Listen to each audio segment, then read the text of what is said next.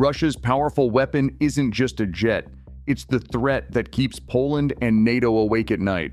As Poland rushes to modernize its F-16 backbone with a $3.8 billion upgrade and prepares to field its first F-35s by 2026, a new kind of arms race is unfolding on NATO's front line. Because on the other side, fewer than 25 Russian Su-57 stealth fighters and a cutting-edge missile arsenal are forcing a fundamental question. Does speed and stealth win the next air war, or does the future belong to the networked defenders? The answer starts where the old rules end. Poland's front line doesn't rest on hope. It rides on the wings of 48 F-16 CD Block 52 plus fighters, known locally as Jastrum, YA Sturzam. These jets, delivered in the mid-2000s, are the backbone of Polish air defense, standing alert from Wask to Koszalin, But in a world where Russian missiles cross borders at dawn and stealth jets prowl the horizon, keeping yesterday's fighters relevant demands more than fresh paint and grit. That's where the $3.8 billion Jastrum Deep Refresh comes in, signed off in August 2025, the most ambitious upgrade in Polish Air Force history. The headline, every F-16 in the fleet is set to receive the Northrop Grumman AN/APG-83 AESA radar. This isn't just a better searchlight, it's a leap in detection, tracking, and counter-jamming, especially against low observable targets that try to slip past older sensors. Translation: Polish F-16s will spot threats sooner, keep locks in heavy electronic warfare, and feed real-time data to NATO's digital battle web. The new radar pairs with a reworked mission computer, open architecture, high-speed processing, built to handle sensor fusion, smarter weapons, in whatever upgrades the next decade brings. Network power is the quiet revolution. Upgraded Link 16 data links mean these jets won't just talk to each other. They'll share targeting information with F-35s, AWACS, and ground batteries, painting a live picture of the battle space. The integration isn't science fiction, it's the difference between fighting blind and fighting as a team. Electronic warfare suites get a major boost too. Advanced jammers, threat databases, and friend or foe ID pulled from US F-16V playbooks, though the deepest details stay sealed behind export controls. The result? Polish F-16s become harder to ambush, quicker to respond, and tougher to jam, even in the shadow of Russian S-400s or Su-57s. Weapons flexibility goes up a notch. The upgrade brings clearance for AIM-9X Sidewinders, AGM-158 JASSMs, and the latest NATO precision-guided munitions, all cued by helmet-mounted sights that let pilots target with a glance. But the real force multiplier comes from the network, cooperative targeting, shared threat data, and the ability to hand off intercepts to coalition partners at a moment's notice. None of this happens overnight. Depot teams at WZL-2 in Bydgoszcz will rotate jets through months-long upgrades, phasing squadrons in and out of service through the 2030s. Polish maintenance crews, already stretched thin, face a decade of double duty, keeping the current fleet flying while learning the ropes on digital diagnostics and next-gen avionics. But the payoff is clear. A service life extension into the late 2040s with jets that can fight, survive, and win alongside the best in NATO. For now, the Jastrum force stands as Poland's shield, mature, battle-tested, and soon digitally reborn. The F-16s aren't stealth, and they'll never be invisible. But with the right upgrades, the right networks, and the right people on the ground, they're a frontline answer to a new era of threats, holding the line until the future arrives in stealth gray.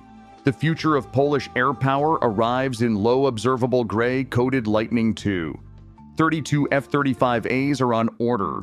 Poland's first rolled out on August 28, 2024, a date circled in red at Lask and Swidwin air bases. But before these jets ever touch Polish soil, the transformation starts far from home. In Arkansas, the first group of Polish pilots is deep into the F-35 syllabus at Ebbing Air National Guard Base, trading F-16 muscle memory for digital tactics and sensor management. The learning curve is steep. Instructors describe the shift as moving from hands-on flying to orchestrating a symphony of sensors, jammers, and data links, where the pilot becomes a node in a much larger network. Operationally, the timeline is tight. The first Polish F-35s will remain stateside through 2025 for advanced training. By 2026, initial deliveries begin in-country, with jets flowing into newly hardened shelters at LASK. Infrastructure, simulators, maintenance hangars, secure communications. Races to catch up, fueled by a defense budget that now counts on the F-35 as its centerpiece. 2 full squadrons are planned by 2030, each backed by a cadre of maintainers and digital support crews trained alongside their American counterparts. NATO's playbook is already adapting. Allied F-35 patrols, Dutch, Norwegian, and more are slated for rotational quick reaction alert missions over Polish airspace as early as 2,000 feet. Janj 25. These aren't just flybys, they're rehearsals for coalition defense, where national borders blur inside the alliance sensor mesh. Each patrol brings lessons, cross-servicing, rapid dispersal, joint intercepts, feeding directly into Poland's own doctrine as its jets come online. And for Warsaw's defense planners, every Allied Lightning overhead is both a shield and a preview of what's coming. The F-35's edge isn't just stealth, it's the ability to sense threats passively, fuse data from satellites, AWACS, and ground radars, and feed targeting information to every friendly shooter in range. Polish pilots call it a psychological leap, the difference between flying a solo mission and commanding a battle space. By the time the first jets land in Poland, their crews will have mastered not just the aircraft, but the art of fighting as part of a digital coalition. In the skies over Eastern Europe, the F-35 isn't just a new jet. It's a force multiplier, a deterrent, and, above all, a promise that Poland's next generation will meet the future on its own terms. Russia's Su-57, known by its NATO codename Felon, is the centerpiece of Moscow's fifth-generation ambitions. But behind the headlines, the numbers tell a different story. As of 2025, fewer than 25 Su-57s are believed to be operational, barely enough to fill a single regiment, let alone shift the balance along NATO's eastern frontier. Original plans called for 76 jets by 2027. That target now lives mostly in PowerPoint slides, whittled down by sanctions, budget cuts, and a defense industry stretched thin by war. The Felon's combat debut came not over Moscow or the Arctic, but in the skies above Ukraine in March 2022. Russian defense outlets trumpeted its arrival, hailing undetectable strikes and lossless sorties. The reality? Satellite images and radio intercepts confirmed the Su-57's presence, but only in carefully chosen standoff roles, launching missiles from well outside Ukrainian air defense zones. Test pilots and planners facing the risk of losing a flagship jet to a lucky missile have kept operational exposure low. The Felon is not a regular over the front lines, it's a rare visitor tasked with jobs that minimize risk and maximize propaganda value. Attrition is the question no one in Moscow wants to answer. Official figures are silent, and open-source analysts can only speculate. Some Western estimates suggest the real number of airworthy Felons may be even lower, as maintenance bottlenecks and spare part shortages take their toll. Each jet lost would be a headline, not just for its price tag, but for what it represents. Years of sunk investment and a shrinking pool of cutting-edge airframes. Production lines in Komsomolsk-on-Amur work under constant pressure. Raw materials rerouted, foreign electronics replaced with local substitutes, and skilled labor in short supply. Every new Su-57 that rolls out is a technical achievement, but also a reminder of the limits imposed by isolation. The felons' presence over Ukraine is real, but its absence in numbers is just as telling. In the calculus of air power, a handful of stealth jets, no matter how advanced, cannot cover a 1,000-mile border or absorb the costs of attrition in a high-intensity fight. For Russian planners, every sortie is a balancing act. Project strength, avoid losses, and stretch a thin force as far as it will go. Now, the headline threat: the felons' weapons bench.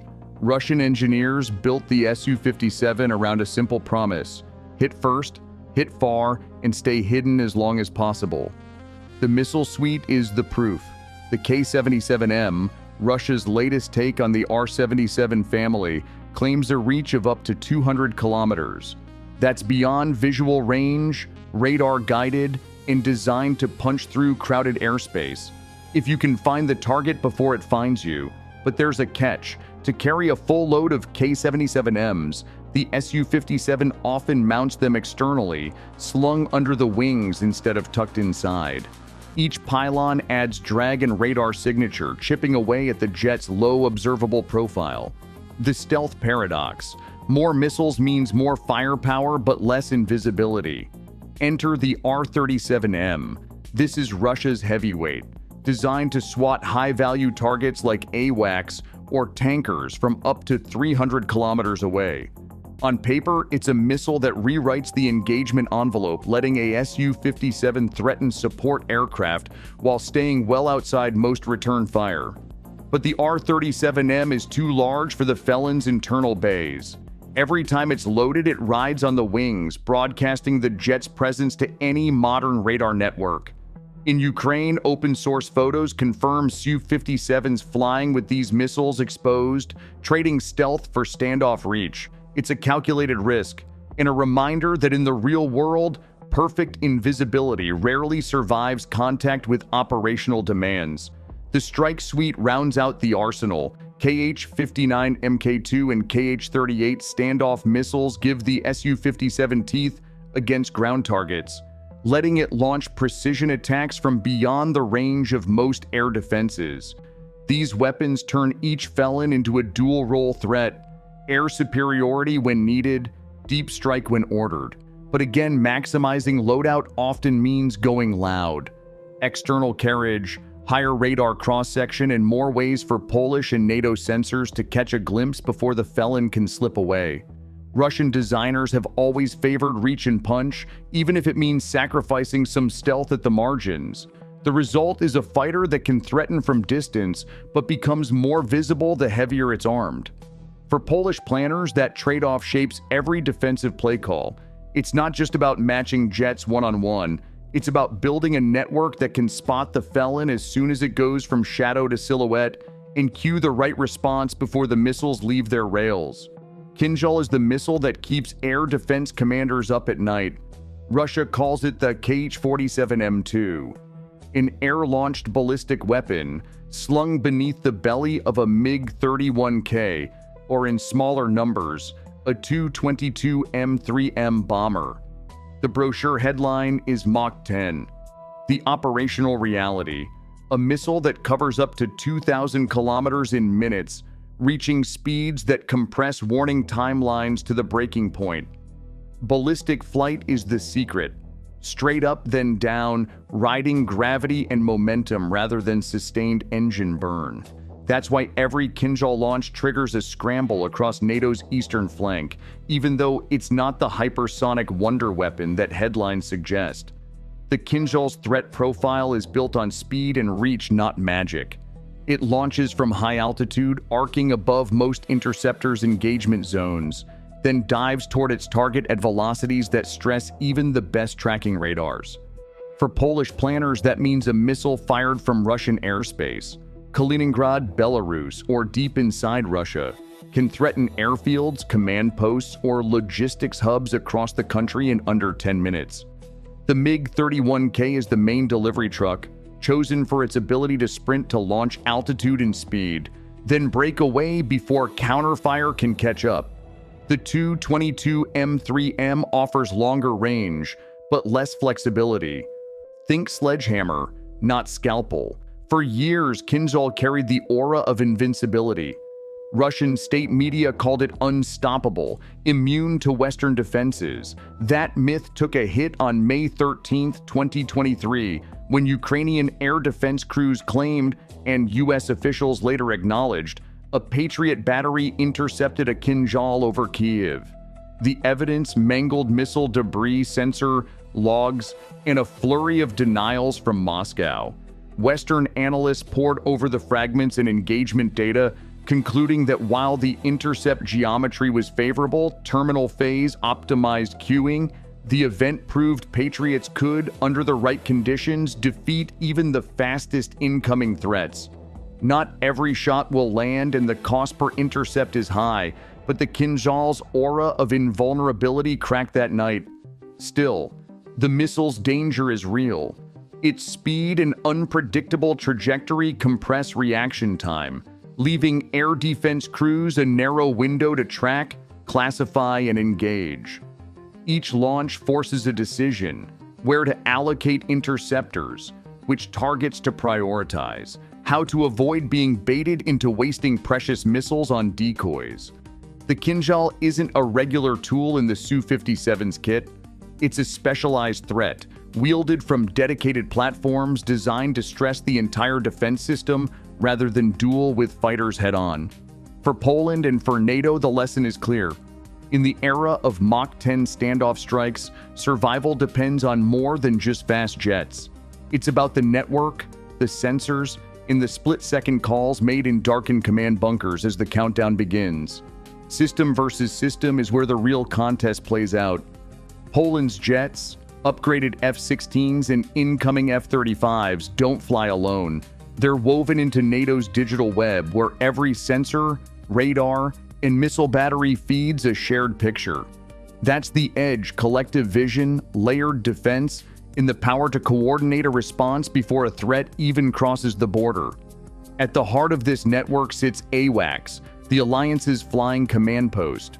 Orbiting high above, it scans hundreds of kilometers, tracking targets, queuing interceptors, and updating ground crews in real time.